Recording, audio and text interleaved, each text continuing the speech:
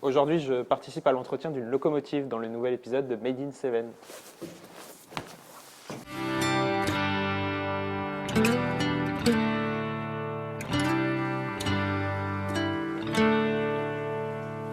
C'est l'une des attractions touristiques les plus populaires d'Alès Agglomération, le train à vapeur des Cévennes. Entre Anduze et Saint-Jean-du-Gard, celui-ci embarque petits et grands pour une découverte unique du parc national des Cévennes à bord de locomotives à vapeur d'autrefois. Une escapade bucolique de 13 km, comme un véritable voyage hors du temps, qui demande toutefois un certain savoir-faire pour fonctionner à plein régime. Lorsqu'il n'est pas en service, c'est à 2 pas de la gare de Saint-Jean-du-Gard que le train à vapeur des Cévennes fait une pause bien méritée pour son entretien. Soudure, remplacement ou encore rivetage, c'est la CITEV, ou Compagnie internationale des trains express à vapeur, qui s'occupe tout au long de l'année du train à vapeur des Cévennes, dont elle a repris l'exploitation dans les années 80. Bonjour Stéphane. Bonjour. Nous sommes donc à la CITEV aujourd'hui, un lieu assez important. Est-ce que vous pouvez nous le présenter? Alors effectivement, on est dans les ateliers de Saint-Jean-du-Gard, où on effectue l'entretien, les réparations du matériel. Là, on est en pleine hors-saison, Ouais.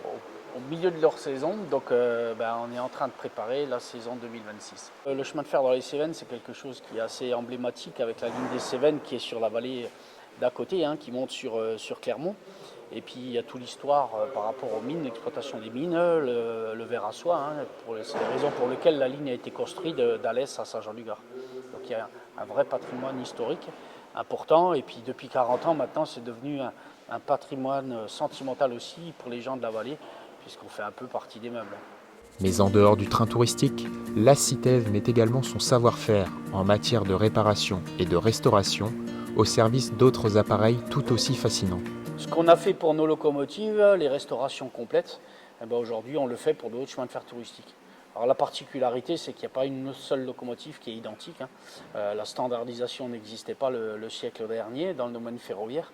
Donc chaque machine est unique. Alors on a ici, par exemple, dans le dépôt, vous le verrez, des machines qui viennent de Belgique, des machines qui ont un écartement en voie normale, comme ici à Saint-Jean-du-Gard, ou alors des machines en écartement d'1 mètre. Chaque modèle a son histoire. En termes de réparation, c'est pareil. Il y a des mauvaises surprises, il y a des bonnes surprises. En retenir une, c'est assez difficile parce que c'est vraiment unique à chaque fois. Nous, ce qui nous passionne, c'est de partir d'une machine, d'un tas de ferraille, on va dire, et d'en faire une locomotive qui circule, quoi. Locomotive, cabine ou encore chaudière, chaque modèle est unique et demande donc une attention toute particulière. Donc là, on est devant une très belle locomotive rouge et noire. Quel a été son chantier pour celle-là? Alors là, on est devant la Henschel. Donc le chantier sur cette locomotive, ça a été uniquement de l'entretien, nettoyage, démontage et remontage pour cet hiver. D'accord. Et ça vous a pris à peu près combien de temps pour... Il faut compter à peu près 2 mois pour que les choses soient faites correctement. Là, on passe sur un wagon, donc il y a un autre chantier, c'est ça? C'est ça, un autre chantier qui a été réalisé par Deka. Donc en fait, il a commencé par découper de la tôle du toit qui était un petit peu foutue. Et en fait, il a ressoudé de la tôle en meilleur état. Ensuite, on va faire de la peinture. On est sur la chaudière qui vient de Pithiviers. Donc on a eu un gros chantier sur cette locomotive. Donc on a fait la rénovation de la chaudière. Donc on a fait l'épreuve pour tester que tout va bien. Et ensuite, on a la partie mécanique où on a refait tout ce qui est embiellage, boîte d'essieu. Puis il a fallu faire un petit peu d'usinage, un petit peu de mécanique. Ça, c'est notre gros chantier qu'on a eu cet hiver et qui est bientôt fini. Un savoir-faire qui permet à la CITEV d'être aujourd'hui l'un des ateliers les plus développés en Europe pour répondre aux attentes des chemins de fer touristiques. En plus des nombreuses opérations possibles sur de tels engins, la CITEV opère également sur l'entretien des voies ferrées, sans oublier un important travail de peinture pour offrir encore plus de charme et de dépaysement à ces véhicules qui ont traversé les années. Maintenant que nous avons poussé les portes de l'atelier, reste à savoir si notre journaliste sera à la hauteur du défi du jour. Ce que je vous propose, c'est qu'on monte dans la locomotive. Ouais. Je vous ai préparé une petite combinaison pour ne pas se salir. Et vous allez rentrer dans le foyer, là où on rentre tous les matins, pour nettoyer les cendres et les braises de la veille avant d'attaquer la journée. Ok, c'est parti. Allez. Sur le côté, vous avez des entretoises. D'accord. Et en fait, on contrôle qu'il n'y ait pas de fuite d'eau, qu'il n'y ait pas d'anomalie, quoi. On regarde le plan de grille et ensuite on bascule le foyer. Donc en fait, on a une trappe ici, là. On tourne le volant qui va nous ouvrir le cendrier. Ici, on lève et on fait tomber toutes les cendres et même les braises parce que ça nous arrive d'avoir des braises de la veille dans une fosse. Donc du coup, pour rentrer, il vaut mieux se mettre comme ça. Donc moi, je mets un pied comme ça, hop, je rentre et je me laisse glisser.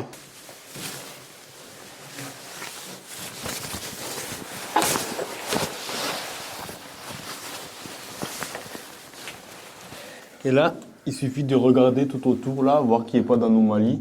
Ok. Pas de fuite, normalement, la chaudière est remplie d'eau. Donc en fait, là, l'entrepoise, s'il y a de l'eau qui coule au niveau du trou, Ouais. c'est qu'en fait, l'entrepoise, elle est foutue, donc il faut la changer. D'accord. C'est une sécurité, en fait, si vous voulez. Et il faut à peu près combien de temps pour, on va dire, nettoyer correctement une Bon, il faut compter 20 minutes à peu près. 20 minutes? 20 minutes, oui, ça nous laisse le temps de nettoyer le foyer et, et après pour pouvoir allumer la locomotive. Il faut que ce soit quand même assez rapide parce que Ouais. du coup, on a un timing à respecter vu qu'on a le départ de la gare à 10h30. Si on prend trop le temps le matin, eh bien, le temps d'allumer la locomotive, il faut compter 2h30, donc Ok. ça peut nous mettre en retard. Bon, ouais, je me dépêche. Ben, c'est nickel. Hein. Bon. Cet été, Défi validé? défi validé. Chouette. Et j'ai un autre défi à vous proposer. Ah, bon, bah c'est parti. Et une fois que ça sera pour la saison. Une fois qu'on aura lancé la saison, eh bien, le défi, ça sera de venir, une fois que la machine sera en marche, mettre le charbon et conduire la locomotive. Ok, bon, bah on se retrouve alors à l'ouverture de la saison. Avec plaisir. C'est grâce à cette minutie et ce travail d'orfèvre mené au quotidien par les employés de la Citève que bon nombre de trains d'époque parviennent encore à circuler et faire le bonheur des curieux. Quant au train à vapeur des Cévennes, c'est au chaud qu'il passera cet hiver avant de reprendre de plus belle la route des Cévennes pour la réouverture de la saison en avril 2026. Merci Stéphane pour cette visite hyper instructive. Ben voilà, je pense qu'on a à peu près fait le tour de la partie hivernale, hein, partie que les gens ne connaissent pas ou très peu, hein, mais c'est vrai que c'est une valeur ajoutée aussi pour ce territoire d'avoir cette capacité d'exporter ce savoir-faire un peu unique, hein, pour ne pas dire unique. Et puis bravo pour le défi aussi, hein, réussi, donc on est ravis. Et puis on vous attend tous pour l'ouverture de saison, le 4 avril, sachant que c'est nos 40 ans, donc il y aura des festivités. N'hésitez pas à nous suivre sur les réseaux sociaux, et puis venez nous rencontrer.